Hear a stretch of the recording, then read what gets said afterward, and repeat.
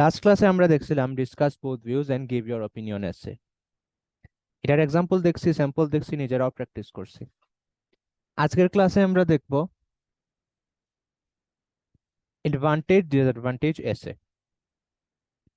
Advantage disadvantage এসে আমার কাছে পার্সোনালি মনে হয় সহজ। কেন সহজ মনে হয় এটা নিয়ে আলোচনা করতেছে। এর আগে বলে ফেলি যে এই কোয়েশ্চন টাইপের আনসারের বা আনসারিং ফরম্যাটের সাথে আমরা গত ক্লাসে যেই কোয়েশ্চন টাইপটা আলোচনা করছিলাম ওইটার আনসারিং ফরম্যাটের অনেক বেশি মিল আছে। তাহলে পুরো আনসারিং ফরম্যাটটা একবার দেখে ফেলি, তাহলে হয়তো আমাদের জন্য সহজ হবে। ইন্ট্রোডাকশন। ইন্ট্রোডাকশনটা কিভাবে লিখবো? আমরা আমরা ব্যাকগ্রাউন্ডটা উল্লেখ করব, এরপরে আমরা কোয়েশ্চনটাকে প্যারাফ্রেজ করব, এরপরে আমরা পার্সোনাল অপিনিয়ন উল্লেখ করব।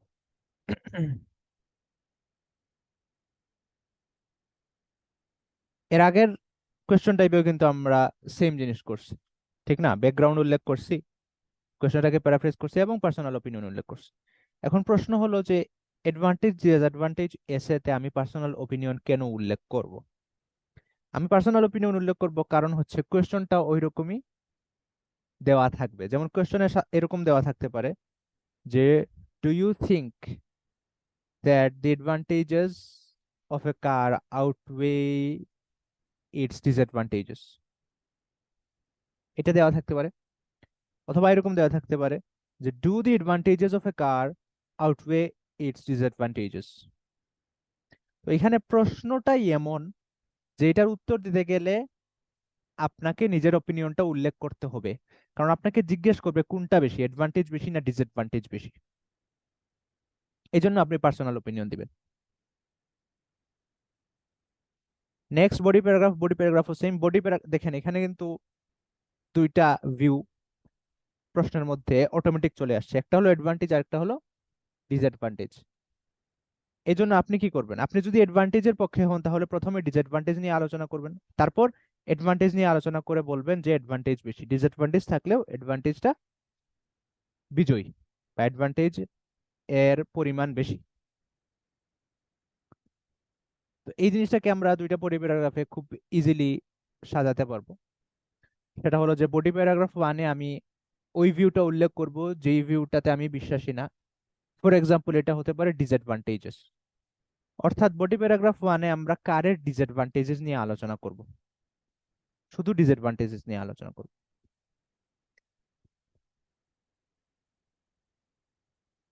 কয়টা ডিসঅ্যাডভান্টেজ দিব? দুইটা বা তিনটা ডিসঅ্যাডভান্টেজ দিব, এর চাইতে বেশি দেওয়ার দরকার নাই। আবার দুইটার কম দিলেও সমস্যা। আর বডি প্যারাগ্রাফ টু তে গিয়ে আমি যেহেতু অ্যাডভান্টেজেস এর পক্ষে, লাস্টের বডি প্যারাগ্রাফ অর্থাৎ বডি প্যারাগ্রাফ টু তে গিয়ে আমি অ্যাডভান্টেজেস এর কথা উল্লেখ করব, এবং দরকার হলে এই জায়গায় একটু বেশি পয়েন্ট উল্লেখ করব যেহেতু আমি অ্যাডভান্টেজেস এর পক্ষে, যাতে আমার লেখা দেখলে বোঝা যায় যে আমি ডিসঅ্যাডভান্টেজকে ডিসঅ্যাডভান্টেজ বেশি এটাতে বিশ্বাস করি না, বরং অ্যাডভান্টেজ বেশি এটাতে বিশ্বাস করি। এন্ড লাস্টলি আমি কনক্লুশন দিব। কনক্লুশনটা কিভাবে দিব? আগেরটার মতো হুবহু same. I will paraphrase the question and I will include my personal opinion.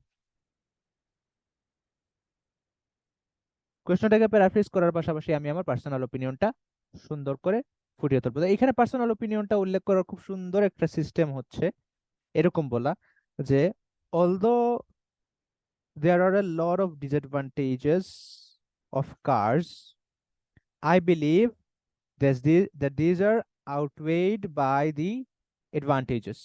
অথবা আমরা বলতে পারবো এরকম যে although cars have both benefits and drawbacks, I believe that the benefits outweigh the demerits বা outweigh the disadvantages। এরকম আমরা একই শব্দ ব্যবহার করব না, এক একবার এক এক ধরনের শব্দ ব্যবহার করব যাতে বৈচিত্র্য থাকে। I would say the answering format of this particular question type is pretty easy. এই কারণে আমি পুরোটা একসাথে আলোচনা করে ফেললাম। এখন আমরা এটার একটা এক্সাম্পল দেখে ফেলি রেচেল মিশেলের বই থেকে।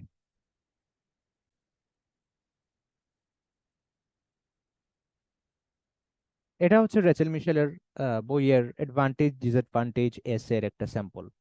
স্যাম্পলটা কি? International travel has many advantages to both travelers and the country that they visited. Do the advantages outweigh the disadvantages?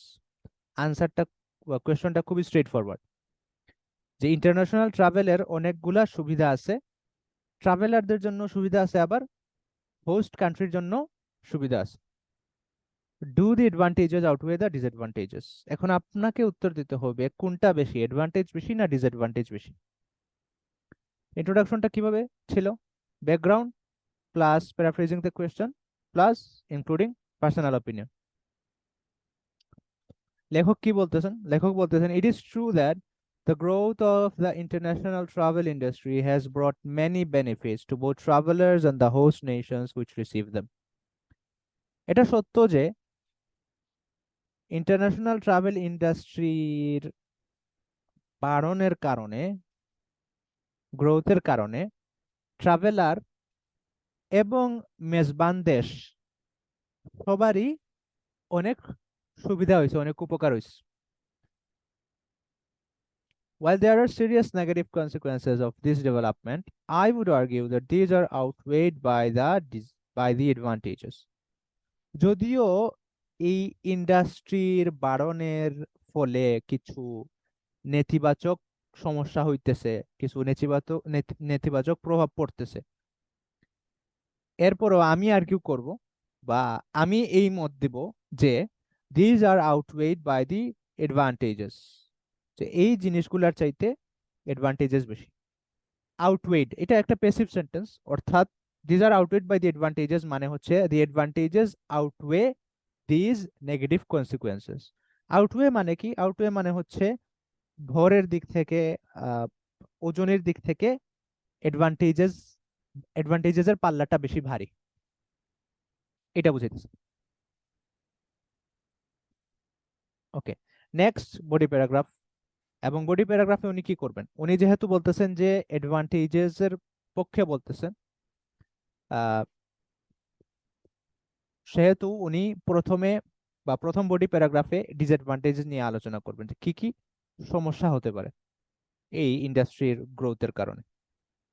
আমরা দেখি, লেখক বলতেছেন, on the one hand there are some aspects of international travel, principally the tourist trade, which raises cause for concern. তাহলে উনি এই প্রথম সেন্টেন্সের মাধ্যমে ওনার টপিকটা উনি ক্লিয়ার করে ফেললেন যে উনি কি নিয়ে এখন আলোচনা করবেন। উনি প্রবলেম নিয়ে আলোচনা করবেন। কিভাবে বুঝলাম? কারণ উনি বলছেন which raises cause for concern, যেটা যেটা কনসার্নের কারণ হয়ে দাঁড়ায় বা চিন্তার কারণ হয়ে দাঁড়ায়, সেই জিনিসগুলা কি? তা উনি প্রথম পয়েন্ট বলতেছেন এইভাবে, in terms of the tourist themselves, ভ্রমণকারীদের ক্ষেত্রে কি ঘটে ওইটা। They often arrive at an overseas destination only to find that the prices of everything are grossly inflated. অনেক সময় দেখা যায় যে তারা ওভারসিজ ডেস্টিনেশনে যাওয়ার পর, অর্থাৎ ভিন্ন একটা দেশে যাওয়ার পর দেখে যে সব কিছুর দাম অনেক বেশি বাড়ানো, সাধারণের তুলনায় দাম অনেক বেশি বাড়ানো।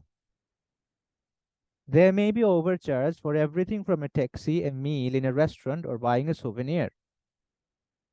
সব কিছুতে দেখা যাবে যে তাদের কাছে বেশি টাকা চাইতেছে লোকাল মানুষেরা, ট্যাক্সি থেকে নিয়ে শুরু করে রেস্টুরেন্টের খাবার, এবং অথবা এই ওইখানের যে জিনিস, লোকাল জিনিসপত্র যেটা কিনে মানুষ রিমাইন্ডার হিসেবে রাখে, স্মরণীয় একটা জিনিস হিসেবে রাখে, স্মরণিকা হিসেবে, এটাকে সুভেনিয়ার বলে। এই ধরনের জিনিস কেনার ক্ষেত্রেও দেখা যায় অনেক বেশি দাম চেয়ে বসে তাদের কাছে। এটা হলো একটা দিক। এরপরে সেকেন্ড পয়েন্ট তিনি উল্লেখ করছেন the in terms of the host country, অর্থাৎ মেজবান দেশের ক্ষেত্রে কি ঘটে এটা দেখেন। ইনি কিন্তু এখানে কিন্তু লেখক একটা চালাকি করছেন। প্রশ্নের মধ্যে কিন্তু উল্লেখ করে দিছে যে ট্যুরিস্ট এবং হোস্ট কান্ট্রি দুইটার ক্ষেত্রে অ্যাডভান্টেজ ডিসঅ্যাডভান্টেজ নিয়ে আলোচনা করার জন্য। তো উনি কি করছেন? উনি ট্যুরিস্টদেরকে নিয়ে একটা ডিসঅ্যাডভান্টেজ বলছেন, আবার হোস্ট কান্ট্রি নিয়ে একটা ডিসঅ্যাডভান্টেজ বলছেন। শেষ, ওনার দুটো পয়েন্ট হয়ে গেল। আবার অ্যাডভান্টেজেসে গিয়ে দেখা যাবে উনি ট্যুরিস্ট ট্যুরিস্টের ক্ষেত্রে একটা অ্যাডভান্টেজ বলতেছেন, আবার হোস্ট কান্ট্রির ক্ষেত্রে আরেকটা অ্যাডভান্টেজ বলতেছেন। এর মাধ্যমে ওনার আলোচনাটা খুব ইজিলি শেষ হয়ে গেল, পয়েন্ট খুঁজে বের করতে কষ্ট হলো না। তাহলে উনি কি বলতেছেন? In terms of the host country, the problems of waste disposal, pollution and unregulated construction of hotels and tourist attractions often result in permanent damage to the environment. লেখক বলতেছেন যে কিছু বিষয়ের কারণে পরিবেশের স্থায়ী সমস্যা হয়। এর মধ্যে কি কি প্রবলেম আছে? The problems of waste disposal, অর্থাৎ ময়লা ঠিকমতো ফেলানো হয় না, যেথায় সেথায় ফেলা হয়। এর ফলে দেখা যায় পলিউশন হয় আবর্জনার কারণে। এবং unregulated construction of hotels and tourist attractions, hotel দেখা যায় যে কোনো জায়গায় বানিয়ে ফেলা হয়, যে কোনো জায়গায় টুরিস্টদের জন্য একটা ঘোরাফেরার একটা জায়গা বানানো হয়। এর ফলে দেখা যায় অপরিকল্পিতভাবে হয় সবকিছু। এই কারণে এইটা পরিবেশকে স্থায়ীভাবে নষ্ট করে ফেলে। Many beach resorts in Thailand and Malaysia, for example, have become concrete jungles of high-rise hotels and apartments to accommodate mass tourism from Europe. এরপরে একটা এক্সাম্পল দিছেন, এই যে 2 নাম্বার সেকেন্ড যে পয়েন্ট বলছেন, আর্গুমেন্ট দিছেন, ওইটার পক্ষে একটা এক্সাম্পল দিছেন। For example, many beach resorts in Thailand, Malaysia এবং থাইল্যান্ডের বিভিন্ন বিচ রিসোর্টে কি হয়েছে? হ্যাভ বিকাম কনক্রিট জঙ্গল, এগুলা এক ধরনের ইটের জঙ্গলে পরিণত হয়েছে, কনক্রিটের জঙ্গলে পরিণত হয়েছে। Of high rise hotels and apartments, কিভাবে? কারণ এখানের মধ্যে শুধু হাই রাইজ হোটেল আর অ্যাপার্টমেন্টে ভরা। কেন? To accommodate mass tourism from Europe, কারণ ইউরোপ থেকে দলে দলে মানুষ ওইখানে ঘুরতে যায়, আর ওই মানুষদেরকে জায়গা করে দেওয়ার জন্যই এতগুলা হোটেল এবং অ্যাপার্টমেন্ট অপরিকল্পিত ভাবে ব্যাঙের ছাতার মতো গজাইছে। এর ফলে পুরো জায়গাটা কনক্রিট জঙ্গলে পরিণত হয়েছে বা ইটের জঙ্গলে পরিণত হয়েছে। এর মাধ্যমে তিনি বডি প্যারাগ্রাফ 1টা শেষ করে ফেললেন। দুইটা ডিসঅ্যাডভান্টেজ উল্লেখ করলেন, একটা ট্যুরিস্টদের ক্ষেত্রে আর একটা করলেন হোস্ট কান্ট্রির ক্ষেত্রে। বডি প্যারাগ্রাফ 2তেও তিনি একই জিনিসটা করবেন। ট্যুরিস্টদের পার্সপেক্টিভ থেকে একটা সুবিধা নিয়ে আলোচনা করবেন, আবার হোস্ট কান্ট্রির পার্সপেক্টিভ থেকে আর একটা সুবিধা নিয়ে আলোচনা করবেন। তাহলে দেখি উনি কি করলেন। অন দি আদার হ্যান্ড, অপরপক্ষে, ডিসপাইট সাচ গ্রেভ ইস্যুস, এত মারাত্মক বিষয়গুলো থাকা সত্ত্বেও, these are not insurmountable and must be considered against the advantages of the growing international travel industry.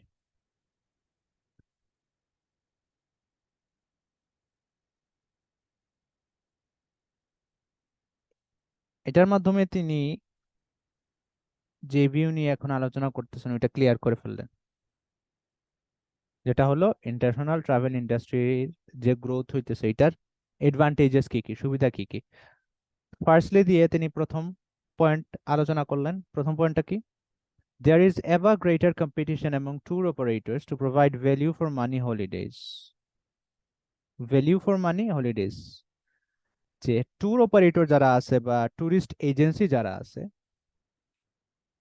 যেহেতু ইন্ডাস্ট্রিটা গ্রো করতেছে, ট্যুর অপারেটরস বা ট্যুরিস্ট এজেন্সিও গ্রো করতেছে, এই হিসাবে কম্পিটিশনও বাড়তেছে। কম্পিটিশন বাড়ার কারণে কি হইতেছে?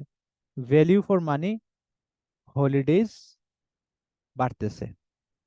মানে কি ভ্যালিউ ফর মানি হলিডে? মানে কি?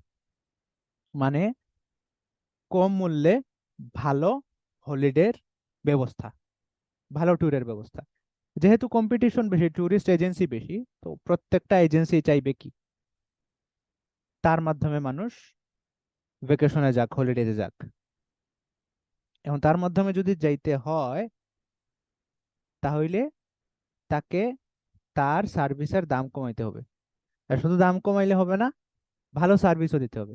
এই জন্য ভ্যালু ফর মানি হলিডের পরিমাণ বাড়তেছে। এতে কি হইতেছে? so that holiday makers can enjoy their experience of a foreign country and culture to the full. এতে দেখা যাইতেছে যে হলিডে মেকার্স বা যারা হলিডেতে যাইতেছে, ভ্যাকেশনে যাইতেছে, তারা নতুন দেশ এবং নতুন কালচারকে পুরোপুরি টু দা ফুল এনজয় করতে পারতেছে, তারা এক্সপিরিয়েন্স করতে পারতেছে খুব ভালোভাবে। এটা হলো ওনার প্রথম পয়েন্ট অ্যাডভান্টেজেস এর ক্ষেত্রে। তো এটা কার ক্ষেত্রে বলতেছেন? এটা ট্যুরিস্টদের ক্ষেত্রে বলতেছেন। এখন হোস্ট কান্ট্রির কথা বলবেন। Secondly, the influx of foreign tourists brings money to the host country through the provision of jobs and services for the developing hotel and construction industries. এই যে দলে দলে ফরেন টুরিস্টরা আসতেছে একটা দেশে ট্যুর দেওয়ার জন্য, হলিডের জন্য, ভেকেশনের জন্য, এদের মাধ্যমে প্রচুর টাকা পয়সা আসতেছে। আর শুধু যে টাকা পয়সা আসতেছে তাই না, এদেরকে হোস্ট করার জন্য দেখা যাইতেছে যে হোটেল বানানো হইতেছে, এরপর অন্যান্য আরো অ্যাপার্টমেন্ট বিল্ডিং কনস্ট্রাকশন করা হইতেছে, অন্যান্য আরো ফেসিলিটি বানানো হইতেছে। এর ফলে এই রিলেটেড যে ইন্ডাস্ট্রিতে প্রচুর জব তৈরি হইতেছে, যেই জবগুলাতে লোকাল মানুষেরা কাজ করার সুযোগ পাইতেছে। Employees in these sectors generally benefit from higher wages and improved living standards. এবং দেখা যায় যে এই ক্ষেত্র যে ট্যুরিস্ট ইন্ডাস্ট্রি, এই ইন্ডাস্ট্রিতে যারা কাজকর্ম করে, যারা জব করে, এদের বেনিফিট গুলা একটু বেটার থাকে এবং এদের বেতনও একটু ভালো থাকে, লিভিং স্ট্যান্ডার্ডও ভালো থাকে।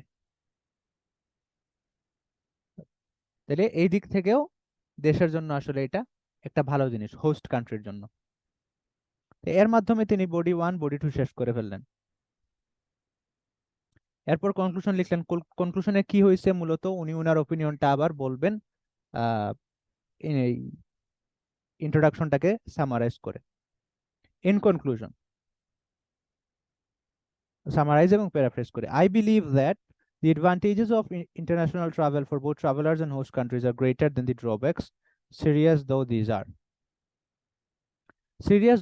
যদিও ইন্টারন্যাশনাল ট্রাভেল ইন্ডাস্ট্রির ড্রব্যাক গুলা অনেক সিরিয়াস, এর ডিসঅ্যাডভান্টেজ গুলা অনেক সিরিয়াস, এরপরেও আই বিলিভ দ্যাট, আমি বিশ্বাস করি যে এর অ্যাডভান্টেজেস গুলা বা এর সুবিধাগুলা ট্রাভেলার এবং হোস্ট কান্ট্রি দুজনের জন্যই বেটার, গ্রেটার।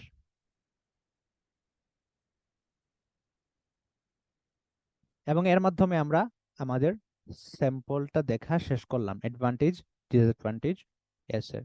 এখন আপনাদেরকে আমি একটা কাজ দিব, আমি আপনাদেরকে একটা এক্সাম্পল দিব, একটা কোয়েশ্চেন দিব, এবং আপনাদের কাজ হবে এই সিস্টেমে, এই স্ট্র্যাটেজি ফলো করে এক্সাম্পলটা সলভ করা। স্ক্রিনে যে প্রশ্নটা দেখতেছেন এটা হচ্ছে আপনাদের টাস্ক, আপনারা এটা লিখে জমা দিবেন ইনশাল্লাহ। প্রশ্নটা হচ্ছে, car usage has increased in recent years, do its advantages outweigh the disadvantages?